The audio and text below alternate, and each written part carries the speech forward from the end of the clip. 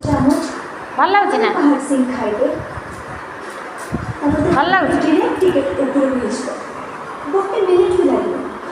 ବର୍ତ୍ତମାନ ମାଆଙ୍କୁ ଦେଇ ଆସିଲି, ଖାଇକି ତ କହିଲେ ବହୁତ ଟେଷ୍ଟ ହେଇଛି। ଯଦି ଭିଡ଼ିଓଟି ଭଲ ଲାଗିଥିବ ଲାଇକ୍ ସେୟାର କମେଣ୍ଟ କରିବେ ଆଉ ନିଶ୍ଚିତ ମୋତେ ସପୋର୍ଟ କରିବେ। ରହୁଛି, ନମସ୍କାର।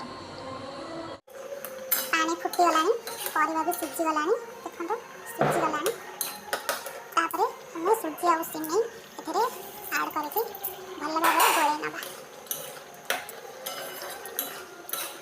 ଟିକେ ଶୁଖା ହେଇଯିବ, ଟିକେ ଆର ପାଣିଟା ମରିଯିବ। ଟିକେ ଶୁଖା ହେଇଗଲା ପରେ ଆମେ ଖାଇବା। ପ୍ରଥମେ ଆମ ମା ପରିବା ଭଲ ଭାବରେ ସିଝିଗଲାଣି, ସନ୍ତୁଳି ହେଇଗଲାଣି। ଆମେ ତାପରେ ପାଣି ଆଡ଼ କରିନେବା।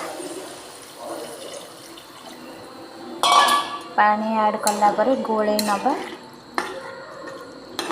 ଟିକେ ଫୁଟିଗଲେ ତାପରେ ଆମେ ସୁଜି ଆଉ ସିମେଇକି ତା ଦେହରେ ଢାଳିକି ଗୋଳେଇ ଦେବା।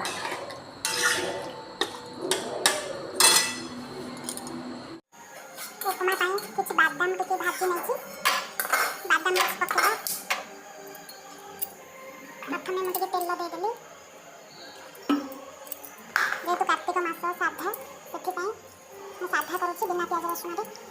ସାଧା କଲେ ସାଧା ବି ବହୁତ ଟେଷ୍ଟ ଲାଗେ ଖାଇଲେ। କିଛି କଞ୍ଚା ଲଙ୍କା ଆଡ଼ କଲି, ତାପରେ ଆମେ ପରିବାକୁ ପକାଇଦେବା।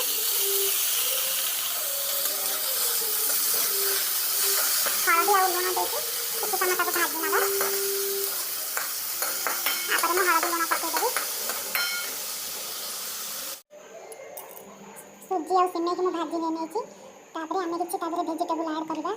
ଫୁଲକୋବି ଆଉ ବିନ୍ସ ଆଉ ପୋଟଳ ଆଉ ତା ଦେହରେ ଆଳୁ ଆଉ ଗାଜର। ଭେଜିଟେବୁଲ୍ ପକାଇଲେ ବହୁତ ଭଲ ଆଉ ବହୁତ ହେଲ୍ଦି।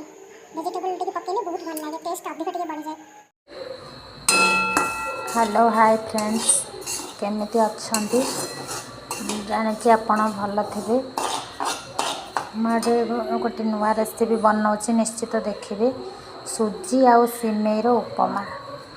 ସେଥିରେ କ'ଣ କ'ଣ ସବୁ ଦରକାର ସାମଗ୍ରୀ ମୁଁ ଆପଣଙ୍କୁ ନିଶ୍ଚିତ ଭାବେ ଆପଣଙ୍କ ସହିତ ସେୟାର କରିବି। ନିଶ୍ଚିତ ଖାଇବେ, ବହୁତ ଟେଷ୍ଟି।